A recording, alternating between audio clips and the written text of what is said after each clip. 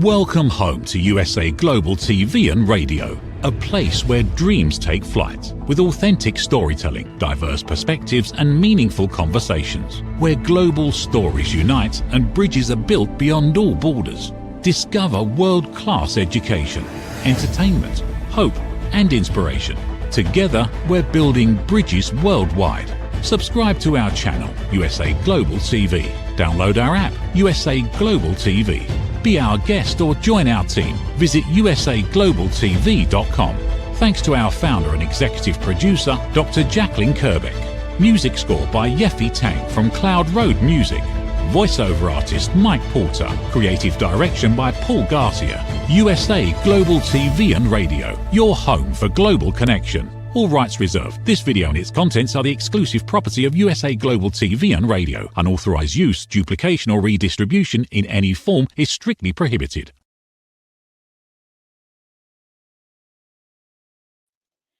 Welcome back to Royally Confidential, the show that takes you behind palace gates, through leading headlines and highlights places and people, the real gems of London and the UK. We're spotlighting the wonders that make Britain really unforgettable while giving our waning tourism industry a much needed boost. I'm your host, Helena Shard, broadcast journalist and royal expert based right here in the heart of London. And today's episode is a right royal dressing up.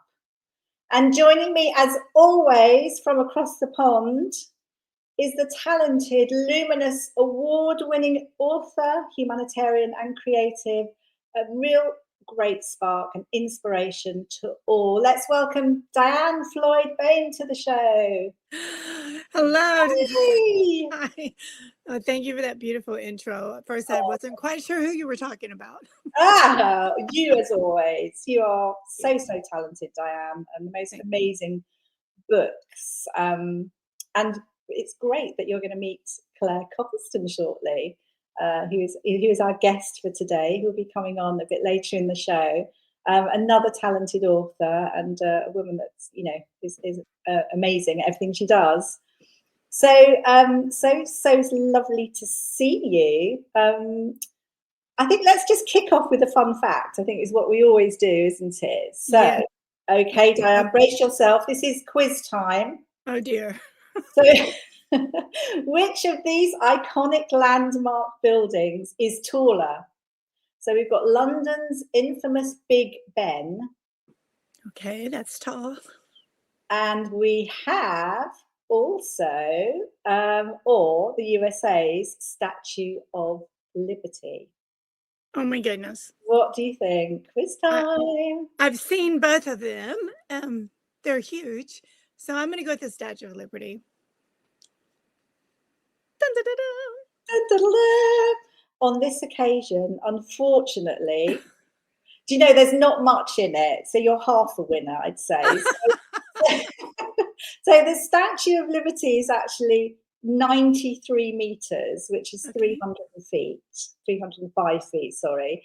And the Statue of Liberty is the Statue of Liberty is 93. So Big Ben is 96. So there's really very little difference between it, which is amazing. So it's pretty incredible, really. But just to say that, just a few little facts, that Big Ben is actually the name of the Great Bell, which is inside, in fact, the Elizabeth Tower. So we address the whole thing really as Big Ben, but it is the Elizabeth Tower and Big Ben. Not, if you get that. It's based in Westminster and it represents British culture, history and tradition. And obviously the Statue of Liberty is on Liberty Island in New York Harbor and represents freedom, democracy and opportunity. So there you go. That's a very interesting fact about the bell. I did not know that. That is actually Elizabeth Tower and Big Ben. Yeah. I don't think most people would know about it. And of course, if we just said the Elizabeth Tower, no one would know what we were talking about. So but we all know Big Ben. Yeah, absolutely. So, Diane, today we're going to be diving into the world of royal fashion and exploring all the fascinating stories and particular dress codes worn by the royal family, their staff and guests. I'm so excited. Yeah, but to begin with, let's touch on this month's state visit from the US to the UK. I think we should spotlight it. This is the official state visit. And obviously a right royal dressing up is exactly what you'd expect from a state visit to Windsor Castle. Did you see it? Absolutely. And I've watched it again on YouTube, and you guys know how to put on a show. It was amazing. And I want to know what those horses eat. They're the most beautiful horses in the world.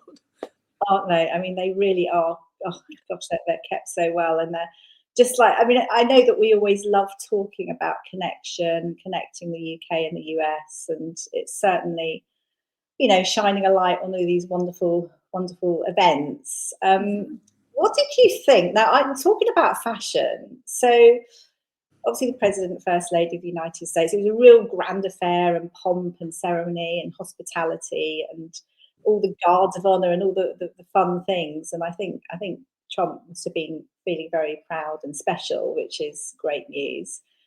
I mean, I've got some little snapshots of things which I think worked well, as in clothing wise. I think really it's the banquet, which is the perfect setting, is Windsor Castle for the banquet. And obviously everyone was wearing these special outfits, and you've got the traditional royal outfits that I think are always quite suited to the events. And I think my favourite was the Princess of Wales. She wore that long sleeve mock beautiful gown. Wasn't it beautiful? Philippa Lepley, and it was like intricate gold lace detail, along with the lover's tiara and everything. And we had Prince William with his standard Windsor tailcoat and all his formal decorations. And I'm bringing in about male fashion because my male friends always say, "Oh, you always talk about women's fashion, and you never talk about the men's fashion." So, on these official state banquets, you will always have the official outfit, which tends to be that Windsor tailcoat. Have we got picture 1 and 1.1 to show just the look? We've got those. And which look would that? Who's wearing those clothes that we're going to be seeing? So 1 and 1.1. That's Prince William and Princess Catherine. So that one we're showing. Yes, it was showing. I've actually lost the view, so I do. Okay, no, we're looking right at it. Yeah, so it's really, I just think, Princess Catherine's outfit, I just love that dress. The shape of it is very much like, I think, her wedding dress, in fact, but I think she looked absolutely beautiful. Gorgeous. She would look pretty in a paper sack, but she's stunning. And I am a lace girl. And did they make that in my size? As if I could afford it. And obviously, King Charles as well was wearing his formal, white tie as well, which is the same with royal decorations and miniature medals. And we had Camilla in her blue Fiona Clare outfit. Trump was in a formal black sort of tuxedo tails, and then we had Melania in her yellow dress. Yes, yellow dress with lavender belts. And we actually have a picture as well, it's showing. Oh, brilliant! And that's, I have to say, Melania's. I don't know what to say about Melania's dress. I'm not sure where it's from. I mean, she certainly stands out. She's got off the shoulder dress, and it's bright yellow and the lavender belt. But I think the thing that really stands out about that picture as well is the silent message that you can get, and it's obviously Ukrainian colours. Melania's wearing the yellow, and you've got Camilla in the blue, and it's almost like a subtle message. And I think that's always quite clever how the royal family do that. It is extremely clever. And so I have to say, even though I love Melania very, very much, that would not have been my choice of yellow dresses for her. Yeah, because she has such a gorgeous figure, and I don't think the dress did justice to her beautiful figure. That's what I think too, and it's a complete designer dress. I can't remember who made it, but it sort of somehow look designery. But there you go. Such is life. And I just think let's just show number 3, which is a photograph, and it's the banquet photo of the day for me. It went viral and was really quite funny. I think it's really a caption competition, this one. I did not see that. Oh I mean, it's funny, isn't it? I personally, being a photographer, I would have loved to have captured that, because it's got all that funny little expressions. It's quite sweet. Yeah, I think it's great. Oh, absolutely. So now moving on, so more on the subject of royal dressing up, dress codes. It's the hotly awaited exhibition at Kensington Palace. Now, this is running until the 30th of November. So obviously not that long. So advisable to get tickets quick. So the setting, it's in Kensington Palace, magnificent building, Kensington Gardens, etc. And it's a royal palace that's steeped in so much history. And I think it's home to numerous royals, but I think is most remembered really as being the home of the late Princess Diana. And it offers it's a lovely, just going to see it is just a really lovely, it's a lovely feel. I don't know, you sort of go there, and I just, when I was wandering around, I felt Princess Diana. Does that sound a bit strange? But she would live there from 1981 to 1997, and it was her first home as well for her sons, Princes William and Harry. And you've got the staterooms and various things. It's just like where fashion meets history, and every garment tells a story. It's really quite amazing. It highlights the sort of like the monarch status and power, and again how the fashion sort of conveys messages and expresses individuality, and you can actually see it as you're wandering around. It's interesting, as you run in, you get this feeling like you're running to somewhere special, and you run up the red carpet, and then you race into the rooms, and it's just beautiful, and everything's like in glass cases. I have a small video, but I just to give a few highlights before we play it. So you've got things like Princess Diana's red suit by Jasper Conran. Now it's like a day suit, and she wore this in 1984 as her working day wear outfit. It's a vibrant sort of 80s fashion, and it was worn at an opening of a liner, and it's called Royal Princess, which is obviously her in her honour. So obviously the wool suit kept her warm, but the red ensured that she stood out. And she had anchors on the buttons. It's sort of like a nautical theme. And obviously red is normally worn to show power and strength, and as I said, stand out. And you've got, moving on as well, you've got Princess Diana's evening dress by Bruce Oldfield, and that's 1986, and she wore that to Saudi Arabia. Twinkly, but it has a high neckline and long sleeves, obviously for Saudi Arabia culture. And the most exciting, and we will see the video shortly because it's not so good when I'm talking, is the iconic green silk velvet tuxedo dress, which I think I love personally. And this is Catherine Walker, 1995. And she wore this to private family and sort of formal dinners.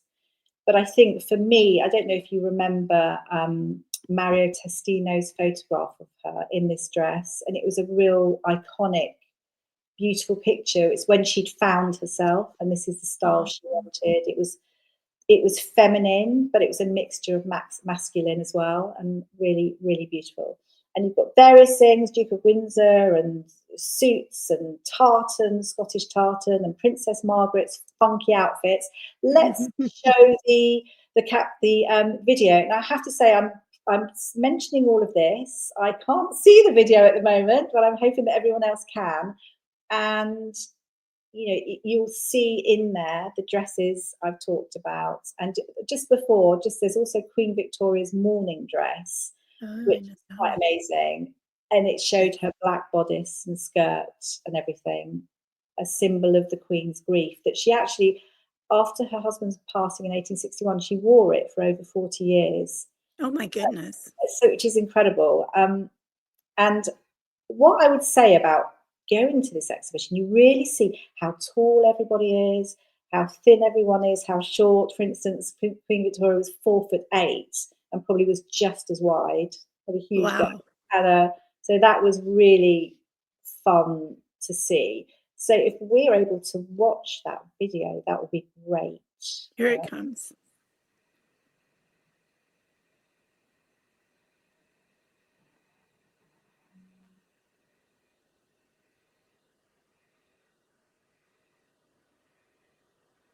Wow, it's beautiful.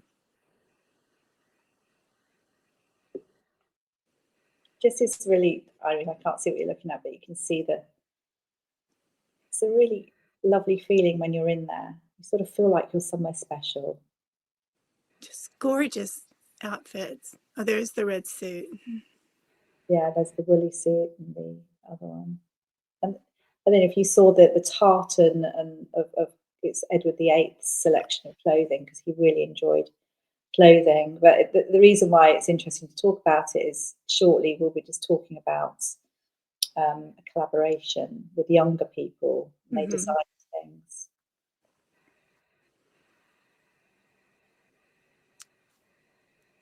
So we're looking at the gorgeous red dress that Princess Diana wore. Oh, here's Queen Victoria's dress. Honestly, it's quite funny. She looks so short and so wide. She had lots of little pockets in those corsets, and you learn a lot about people from all that time ago. She had millions of pockets. That is funny. She's the one, isn't that helped make the brooches very popular? Yeah. Yeah. I think you're right. Absolutely. Cameos, to be specific, I believe. Yeah, she was a very strong woman, and actually, her style of clothing really resonated with lots of younger people who were also part of this exhibition. Well, just to share with you real quick, the connection again of your beautiful country and how it empowers fashion in America is that I actually have cameos from my great-grandmother and my grandma and my mom, all because they wanted to have cameos like the Queen. Ah, I love that. Cameos are still very big here in America, especially the brooches. Excellent. I didn't actually wasn't so aware of that. So that's good. There we go. Connection. Love it. Yes. So we've seen that video, haven't we? We've seen that video. Brilliant. So another part of the exhibition, which I actually found almost even more fascinating because these artists are so talented. It was a collaboration with young producers, and they were aged 14 to 17, working with the fashion and sort of music industry professionals to create new designs inspired by these royal ceremonial dress collection. And so it was like modern interpretation, I guess, of everything. And they used audio and various things. And there was one particular girl called Helene. I remember that because my name is Helena. She was really intrigued with Princess Diana's femininity, and also I think Queen Victoria. It's like the fascination with a little bit of a male feel as well, strength. She was saying then they weren't sort of frightened to restyle masculine cuts, and she actually then produced this amazing, wonderful outfit which was themed on the breasted dress that Diana wore, the Mario Testino picture one. And if we've got the video to show, which I will not be able to see, but you are my eyes, Diane. You'll see as we go through, and there's some writing on the video, which is good.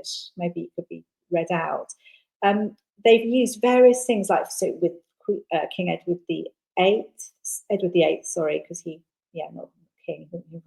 The tartan trousers, a wonderful outfit was made. Queen Victoria's black outfit, again, a wonderful, bold outfit was made. But as I mentioned, it was this wonderful green outfit, which she brought in her culture, Helene, which is West African. And she used the cowrie shells. Now, cowrie shells are traditionally used in West Africa to emphasize female wealth and power. So it'd be great if we can show video 5, I think it is. Here it comes. Yay.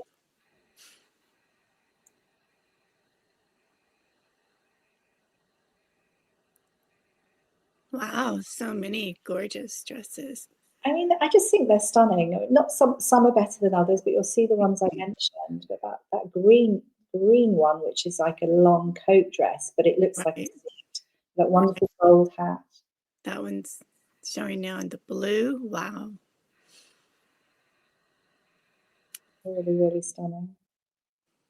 And I think what's fascinating is these young people were so thrilled to be in a palace. Mm-hmm. They realise it's not somewhere that they would normally be working, and they enjoyed the whole history and culture of it all and felt really proud to be part of it. I bet. And actually in there as well, I mean, when you see the outfits they've made, I thought they were so good. The tartan one we're looking at now, incredible. It's amazing what designers can come up with, and all being so handmade. I love the tartan, and then how they used the belt. Yeah. Really, really clever. Stunning. So there you go. And I think there you go. That's it. Oh, is it? It's lovely to see, isn't it? And we see it today, you know, lots of old with new, and I just think it's spectacular. It really is, and it'll be fun to hear what our guest has to say, because absolutely. I'm just going to say that I'm going to move on quickly prior to Finsbury Park now. Okay. Finsbury Park is a hidden gem in North London, and it's steeped in history and natural beauty. And it's a really appropriate time to bring on our guest, Claire Copleston, and I'll let her update you with connections to Finsbury Park, which is somewhere that I venture very regularly for my constitutional walk. Claire is a multi-talented, inspirational individual, very much like you, Diane, and she's a former mayor with a passion for storytelling, and she supports community, and she really has dedicated her life to service. And I think let's bring Claire out. She is here. Welcome to the show, Claire. Welcome, Claire. Thank you so much for coming to join us. Good evening, ladies. Thank you so much for having me. I'm so excited. Oh, and first of all, I have to say, only I know this, big congratulations. It is Claire's 25th wedding anniversary today. Thank you. That's so special. Incredible. It's a special one. It is. It is really special. And I just, everything about you and your family and your, I don't know, is it silver? Is it the silver? Is that yes. The 25th wedding anniversary? Yeah, amazing. Anyway, so Claire, you're an author and storyteller, thought leader. You've written you've written a few books, but your newest book, if you're able to share with us, that would be fabulous. Yes, of course. So I became a grandmother, and I have a little grandson called Luca, and he loves to read. And I wanted to do something that would not only inspire him and other children around his age, but also provide a little bit of a legacy and something that maybe one day he could then read to his children and so forth. So I decided to write a book. But it's a little bit about some of the memories that I hold dear to me from my childhood. And you kindly mentioned about Finsbury Park, and that was a very dear place to me growing up, because I spent many summers and half-term holidays, visiting Finsbury Park with my grandparents, and I just had so much fun. So so I wrote a book about him and the bond that we have as his grandmother and grandson, and also about our little French bulldog called Maya, because they were as cheeky as each other and get up to all sorts. So I thought it'd be a nice little story to write. It's beautiful, and the cover is absolutely gorgeous. That's lovely. Luca Maya and the Naughty Squirrels of Finsbury Park. Beautiful. So and they really do have naughty squirrels in Finsbury Park, I kid you not. They're all chasing around each other and having fun, right? Honestly, they do. And I explained this to Helena because it was like that light bulb moment. I was walking through Finsbury Park one day, this was last year, and I was carrying some shopping, and I was literally getting stalked by these two squirrels who just wanted to jump in my bags. I was trying to walk quicker, but obviously they were way quicker than I was. And I thought, oh my God, they're so cheeky and so naughty. And I thought, I need to write a story about these naughty squirrels. That's so adorable. That's so lovely. It makes me want to write a story. It's the best way to start a story, is to get that going on. Oh, that's lovely. So Claire, I think are you in the midst of a new book as well? I am indeed. I'm so excited. So I love to treat all my family very equally and all the same. You know, I don't favour anybody. I like to keep it very, neutral across my family, so there's no bickering. And I was so lucky that I've just been. Let me just say this. I'm a grandmother for the second time, and my daughter has just had a baby girl.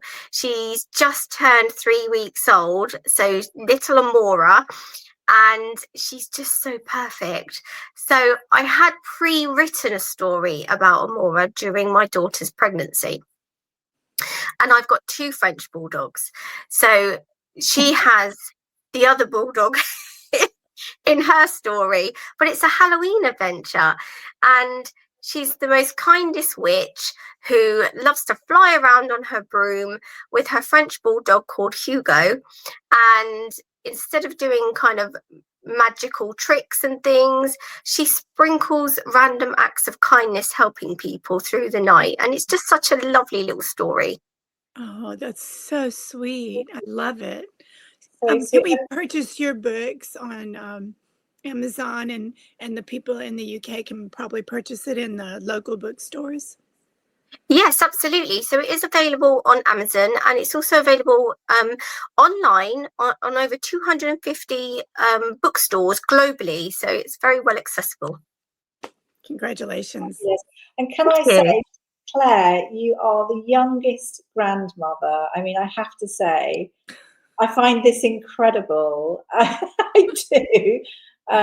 So, and obviously, was there something about you had to make yourself look older on the book cover? Was it, or am I making that up?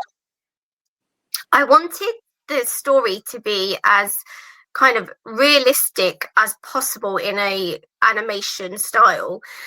So I sent kind of pictures to my illustrator, and the character Luca looks just like my grandson. It's brilliant, and the French bulldog does look like our French bulldog. However, we was back and forth in discussion, and when I saw the image that's supposed to be me, I thought, okay, I've aged about 30 years and I've got a bigger waist. I thought that does not look like me, and we discussed it, and it was kind of advised if it was to look like me, it might be a little bit confusing when people are trying to think about the bond between a grandparent and the grandson, because I actually looked like Luca's mother. And I'm not going to lie, if we're out and people do say, oh, your little boy's lovely, or your little baby is beautiful, I just claim that they're mine. Such a great compliment. Interesting to make yourself. So I love your idea of how the brim helps sprinkle kindness, because I'm very big in that, and it's great to share with young children the importance of having a kind, loving heart. So, yes. Yeah, I can't wait to purchase all of them. Oh, thank you. I really appreciate that. No, I think, it's important to talk about positive behaviours and, how we can be kind to one another. And just to kind of reiterate that throughout the story, and make it an adventure. It can be fun. Absolutely. And Claire, you've got so many achievements, and we can only got a certain time to fit in, but over 25 years expertise in mental health and dementia services which is super admirable. Meeting of the minds there, I think. We were doing something a little while ago, weren't we? And it's meaningful engagement really for those living with dementia. And I believe you brought out a book some time ago. Is it Activity Gurus? Yes. So writing children's books is a lot easier, I must say. But no, I did write a book about mental health, and it was basically from a professional perspective, but also from an unpaid carer's perspective as well, because I have been a professional working in mental health and dementia, but I've also been a carer to a family member, well, a few family members actually. And it's a very different experience. When you're a professional, over the years, you gain knowledge and training, and, you abide by the rules and regulations within your setting, and you know how to support somebody. But when you're caring for somebody who is a loved one, it's a very different experience. And so I wanted to reach out to people and share with them what both of those types of experiences is like, but also how to look after yourself and your own mental health. And there's lots of information in there about meaningful daily activities, how to provide stimulation in the day-to-day, so how to look after your brain health as well as your physical health, your emotional health. So it was a really thought out book to enable people just to have some support, basically. Oh, I think that's lovely. We have got the book cover, I believe, which is book 2, I think, picture 2. We got that just to show the cover. Yes, I think. Activity Gurus. There we go. Congratulations on that. And I think there was another book as well, which is Successful Mothers. You want to say a few words, Claire? Yes. So that one was. That was a special one. So myself and my best friend and work colleague, Roberta Armitage, we're different cultures. I'm, British with a British culture and background, and Roberta is from Albania with an Albanian culture and background. And we have worked together for many, many years, and we've just got the most incredible relationship. And so we wrote about women in business and what it's like to be, a working mother, and the struggles that you have to go through when you're trying to juggle work life and looking after children. And yeah, it did have a mental health perspective on that, because we talked extensively about the work that we did across all communities, all cultures, variety of different diverse backgrounds.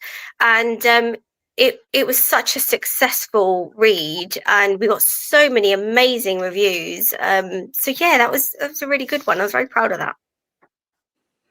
Congratulations. Yes, congratulations on all your books, and they each have something important for all of us to learn from.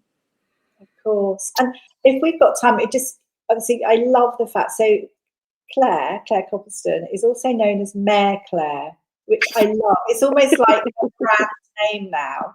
If she's out and about, I think people will say, hi Mayor Claire, which I think is so fabulous. Are you able to, because obviously it goes hand in hand as well with the show title, because you know only too well what it's like to put on your robes and wow. Are you able to share your time as mayor? I know it's, you're not at the now. I think you were for a couple of years mayor of Houghton Regis, was it? Yes, I was the mayor of Houghton Regis, and I say this all the time, and I truly mean it from the bottom of my heart.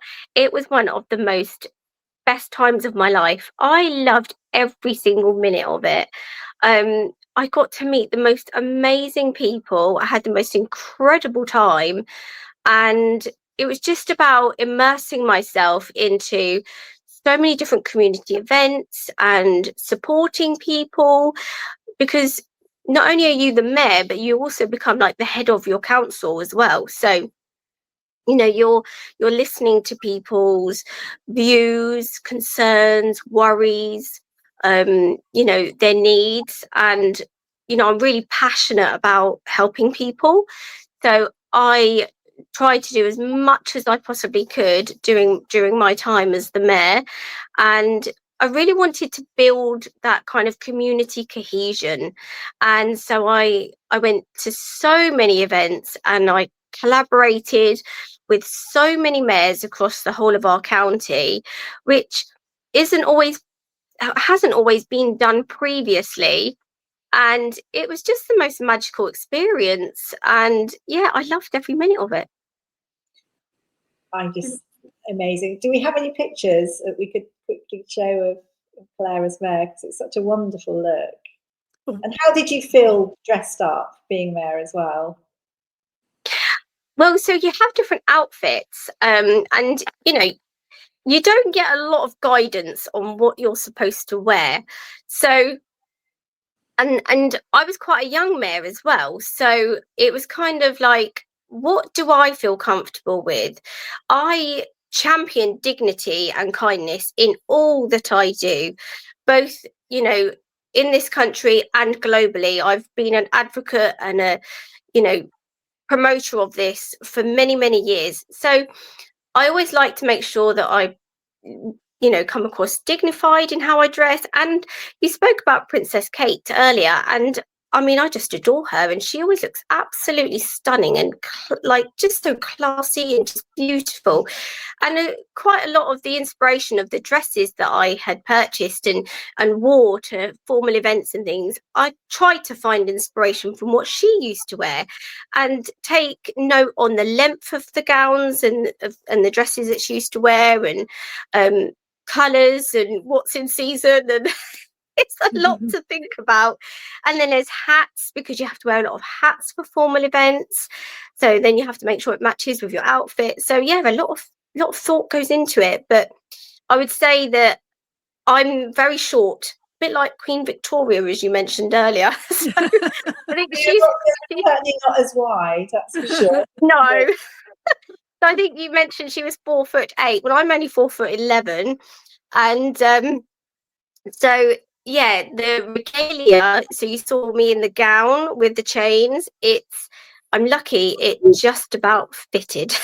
But it was brilliant. I mean, I did wear heels all the time, I'm not going to lie, but it's very heavy, and it's just the most proudest experience every single time that you put it on, because it's a piece of history that dates back to when the very first mayor of Houghton Regis, you know, was selected. So that's been passed through all of the generations, and you feel that sense of historic nostalgia, and it's just the most amazing feeling. And you know, you just don't want to move, you don't want to touch it. Oh my god.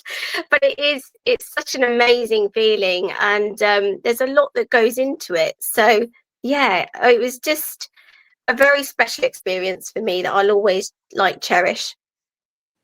I love that. Thank you so much for sharing that with us. Yes, it's such an honor. And it is. My father is mayor, but in Cyprus. But in Cyprus. Interesting. Different place. But it's been so interesting. I mean, I have to say, you've got there's so much, many stories that I know that Claire could share, and I'm sure you will on our show and other shows. Absolutely. And I just want to say, you mentioned hats, and over here in America, at least all my friends were all like, why can't we wear hats all the time? So I wear hats on Sunday to go to church, and bringing it back, and several women have started wearing hats, and I go in your grandma's closet or your mom's closet. So I have several of my grandmother's hats along with my mom's now, and so it's like they're with me. So I can't even imagine when you put on that historical cloak, those feelings you have of history, just feeling it in your soul. And I know we have to close in a second, but I just wanted to tell you, it's just such an honor to have you. I hope you Thank you. And it's an honor to be in the presence of both of you. But I'm not going to lie, Diane, I do love a hat too. So we definitely have to get those hats out more often. We do. I just add that I love a tiara? Hey. Oh, yes. Hats, but I'm going to move on to the tiara. Woohoo! Yes. Who doesn't love a tiara? Absolutely. I've even got sparkles on my shirt today. I love a sparkle. I know, I was admiring it, and I thought, oh, I think I'm going to go to the fabric store and buy some sparkles and sew it on some of the colors of my blouses. So you've inspired. Absolutely. But believe it or not, Helena, we have to. We're at the end of the show. Can you believe it? Oh my goodness! I'm just quickly to everyone, just a reminder to appreciate all the little things in life. Absolutely. Things like that, all the magic. Appreciate all the wonderful things that are around us. So thank you so much for joining us all on Royally Confidential. And basically, don't forget to tune in next time for more hidden gems. Thank you, viewers and listeners of USA Global TV and Radio, for joining us today. We're honoured to have your time and attention as part of our global community. At USA Global TV and Radio, we believe in the power of authentic conversations, meaningful connections, and creating a world of possibilities together. Want to be part of something bigger? Join our team of elevated listeners at usaglobaltv.com, a space where your voice matters and your ability to listen transforms relationships. Stay connected with us across all our platforms for thought-provoking discussions, expert insights, and empowering stories. Subscribe to our channels at youtube.com/c/USA-Global-TV. Follow us on social media and explore the endless opportunities we're creating for growth, learning, and inspiration. Together, we're not just broadcasting, we're building bridges and changing lives one conversation at a time. For inquiries, contact us at info@usaglobaltv.com. Music by Johnny Dyes. Produced by Executive Producer and Director Dr. Jacqueline Kerbeck. Voiceover by Mike Porter. Creative Direction by Paul Garcia. All rights reserved. Copyright 2025. Visit usaglobaltv.com to view our full terms and conditions.